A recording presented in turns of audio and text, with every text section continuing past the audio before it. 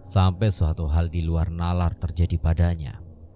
Saat Akitoha menunduk sambil memutar tombol frekuensi radio untuk mendengarkan saluran yang biasa memutar lagu kesukaannya, tiba-tiba sesuatu mengejutkannya.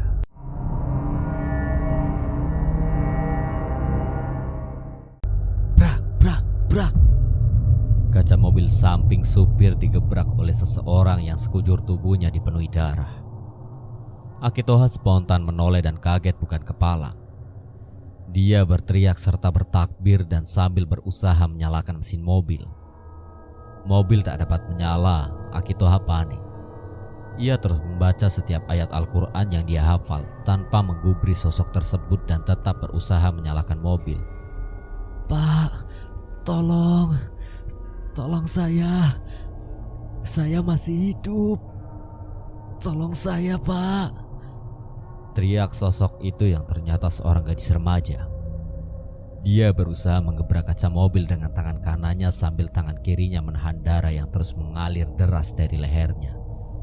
"Tolong, Pak, tolong saya," teriak gadis itu terus menerus. Akitoha yang masih dalam keadaan bingung kembali melihat sosok itu. Benar saja dia manusia. Akitoha masih ragu apakah dia harus membuka pintu dan menolong gadis itu, atau dia tetap berada di mobil. Namun hati nurani tak bisa membohonginya. Saat Akitoha hendak membukakan pintu, gadis itu tiba-tiba histeris dan lari ketakutan. Ia berlari jauh ke depan, masih dengan teriakan yang sama. Gadis itu meminta tolong agar siapapun itu, ia berharap ada yang mau menolongnya. Akitoha yang tidak lega, ia bersiap turun dari mobil sampai langkahnya terhenti. Ia melihat ada makhluk bertubuh tinggi besar menghadang gadis itu.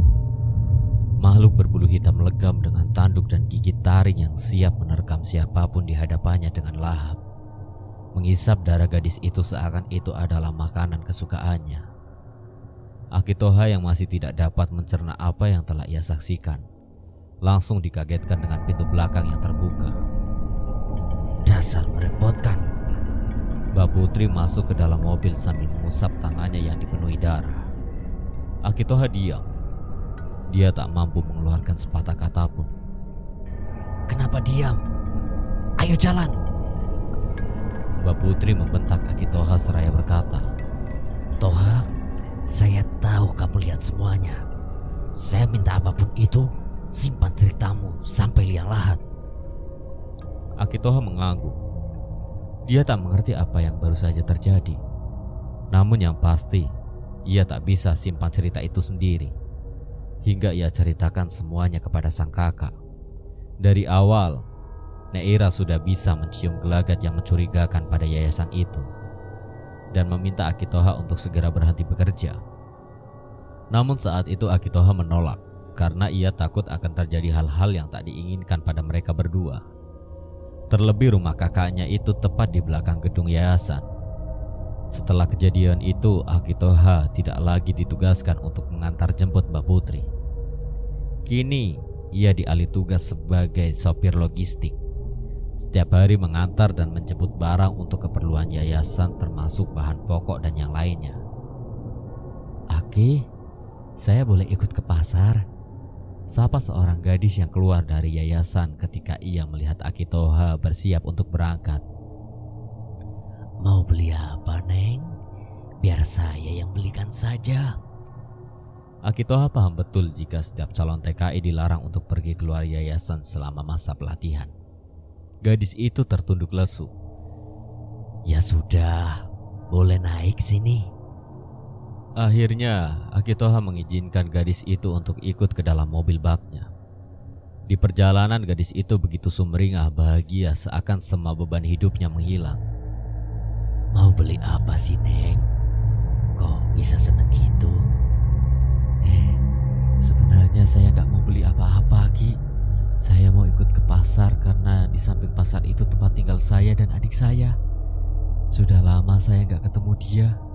Semenjak hari pertama saya datang ke yayasan, cerita gadis itu. "Hanya adik saja. Kamu gak kangen sama ibu bapakmu?" Saya tinggal di panti, Aki. Gadis itu kembali tersenyum. Akito hanya menatap Iba. Waktu saya datang ke yayasan, adik saya maksa ikut. Akhirnya saya ajak dia. Tapi sore harinya ibu panti datang dan jemput dia pulang. Saya gak bisa telepon atau sekedar nanya kabar adik saya. Saya kangen banget, Aki. Akitoha tersenyum mendengar cerita gadis itu. Nama kamu siapa? Andini, Aki. Setelah sampai di pasar, Andini meminta izin untuk menuju panti yang letaknya bersampingan dengan toko kelontong. Andini menunjuk panti itu kepada Aki dan berjanji akan kembali setelah 30 menit. Aki mengiyakan dan mereka pun turun dari mobil. Setelah selesai mengambil pesanan di toko langganan yayasan, Aki berdiri di samping mobil menunggu Andini keluar. Lama ia menunggu. Gadis itu tak kunjung keluar. Aki sempat khawatir. Bagaimana jika gadis itu kabur? Apa yang akan dia katakan kepada Ibu Nuri, pengurus yayasan yang telah diberi mandat oleh Mbak Putri? Tak seharusnya aku mengizinkan anak itu ikut. Namun perasaannya begitu lega saat ia melihat Andini keluar pagar rumah panti, diantar oleh seorang wanita berkerudung panjang. Mereka berpelukan. Andini terlihat mengusap air matanya dan mengangguk seolah dia mengerti maksud perkataan ibu itu. Tak ada sosok anak kecil di situ. Aki sedikit penasaran. Kenapa adiknya tidak ikut mengantar sang kakak keluar? Andini menghampiri Akitoha dan meminta maaf karena menunggu lama. Aki hanya mengangguk dan mengajak Andini untuk cepat masuk ke dalam mobil. Dalam perjalanan, sosok Andini berubah total. Seorang gadis ceria, kini diam 1000 bahasa. Akitoha tak mau terlibat lebih jauh. Dia hanya fokus ke jalanan dan fokus pada tugasnya di awal. Adik saya diadopsi, Aki, ucap Andini dengan berlinang air mata. Aki diam seraya berkata, bagus dong. Jadi kamu gak akan khawatir kalau udah mau berangkat. Ia coba menghibur.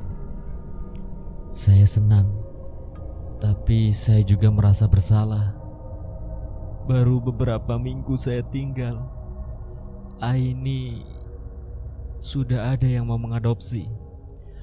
Mungkin selama ini banyak orang tua asuh yang ingin mengadopsi dia, tapi terhalang karena mereka juga harus membawa saya. Andini mencoba menahan air matanya. Kalau kamu berpikir seperti itu, gak akan ada rasa syukurnya. Saat ini yang pasti adikmu sudah ada di tempat yang bagus. Sudah ada yang urus. Bisa sekolah sampai lulus.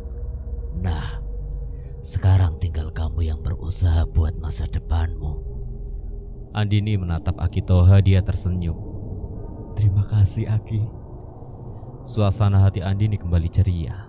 Mereka pun sudah kembali pulang ke yayasan sebelum maghrib tiba. Di pagi hari sebelum kecelakaan, Bu Nuri meminta Akitoha yang menjadi supir bus untuk membawa para calon TKI ke kota seberang. Tanpa rasa curiga ataupun prasangka buruk, Aki mengiyakan. Mobil berangkat pada malam hari untuk menuju rumah besar Mbak Putri yang jaraknya memang tidak jauh dari gedung imigrasi. Agar para calon TKI bisa bermalam lebih dahulu sehingga esok pagi bisa datang tepat waktu. Dari 13 calon TKI itu, ada Andini yang ikut dalam perjalanan. Saat mereka berpapasan, Andini terlihat begitu bahagia. Ia tersenyum kepada Aki seakan hari itu adalah hari yang paling ia tunggu. Semuanya berjalan normal. Namun di tengah perjalanan ada mobil yang memotong jalur bus dan berhenti tepat di depannya. Aki sontak mengerem mendadak dan semua penumpang pun terbangun dari tidurnya. Aki hafal betul mobil sedan itu. Mobil Mbak Putri. Seseorang turun dari kursi pengemudi, dilihatnya sosok tak asing. Seseorang yang ia kenal. Sabto. Rekan sesama sopir di yayasan itu yang sekarang menjadi sopir pribadi sekaligus asisten Mbak Putri. Dari sini biar aku yang bawa, ucap Sabto yang menghampiri Aki. Terus Mbak Putri?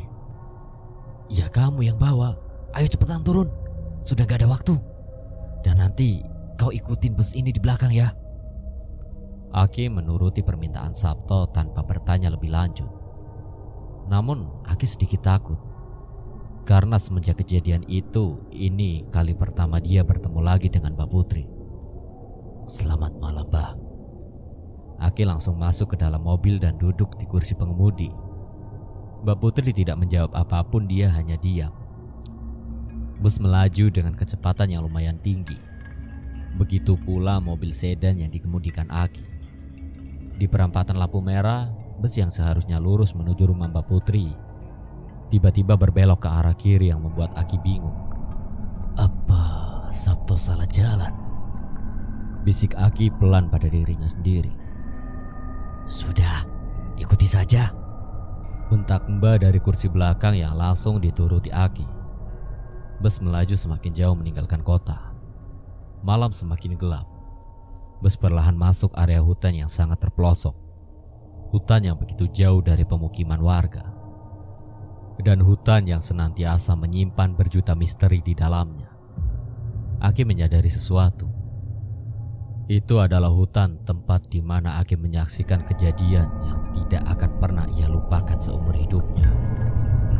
Para gadis yang tertidur pulas itu tak pernah menyadari jika jalur bus yang mereka tumpangi bukan menuju tempat yang mereka bayangkan, melainkan perjalanan panjang mereka menuju maut yang siap menjemput. Bus berhenti tepat di belokan hutan yang dulu Mbak datangi. Firasat Aki benar. Para gadis itu akan dibawa masuk ke hutan dan menjadi santapan makhluk hitam itu. Andai kamu tidak cerewet dan menceritakan semua ini kepada kakakmu itu, sudah pasti posisi Sabto akan menjadi milikmu. Ucap Mbah seraya Aki melihat Sabto masuk ke dalam hutan sendiri dan meninggalkan bus di tepi jalan. Aki diam, dia tidak menjawab. Dia tersadar jika Mbah bukanlah orang sembarangan. Bukan orang kaya biasa yang selama ini orang-orang bicarakan. Ada rahasia besar yang mengikuti perjalanan hidupnya. Sabto keluar dari hutan dan naik kembali ke dalam bus. Di situ Aki lihat Sabto menggiring para gadis itu masuk ke dalam hutan satu persatu. Aki yang menyaksikan kejadian itu langsung menyadari sesuatu. Para gadis itu akan ditumbalkan kepada makhluk itu. Aki gusar. Dia tak bisa berbuat apa-apa selain menyaksikan kejadian itu. Mbak Putri yang melihat gerak-gerik Aki geram seraya berkata, "Ayo turun, biar kau saksikan sendiri bagaimana ritual itu. Mungkin ini akan menjadi pengalaman terakhirmu berada di dunia busuk ini." Aki enggan. Dia tak mau terlibat lebih jauh. Namun sorot mata Mbah yang ia lihat dari kaca spion membuatnya tak kuasa menolak. Mereka berdua turun dan masuk ke hutan. Berjalan lumayan jauh menuju tempat yang tak pernah ia sadari akan mengantarkannya kepada kematian para gadis itu. Aki mengikuti Mbah dari belakang. Tanpa ada pencahayaan sedikit pun, Aki hanya mencoba mengikuti suara langkah Mbah yang menginjak dedaunan kering. Kres! Suara daun kering berbelok ke arah kanan. Aki ikuti itu. Namun suara langkah itu semakin cepat. Aki berusaha mengikuti.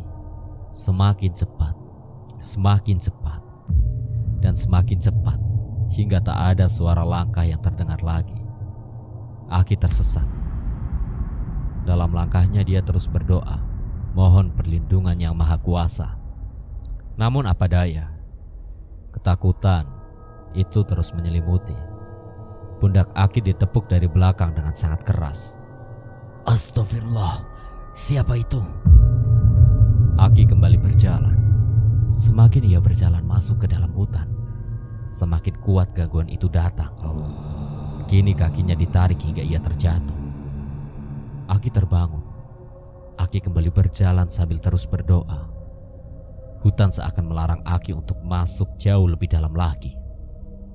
Hingga muncul sosok wanita bergaun putih berdiri membelakangi Aki. Aki mundur dan berniat kembali ke jalan. Namun langkahnya terhenti saat ada teriakan dari dalam hutan. Teriakan para gadis itu. Tanpa menghiraukan wanita bergaun putih, Aki berlari.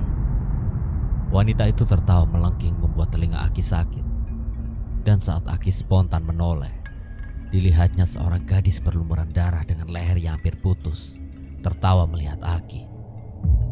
Iya, dialah gadis itu yang berlari meminta pertolongan di pinggir hutan. Dan mungkin seperti inilah nasib para gadis itu nantinya. Aki kembali berlari, hingga akhirnya sampailah ia di sebuah rumah besar. Rumah tua di dalam hutan yang tak pernah Aki bayangkan akan menjadi saksi pembantaian itu.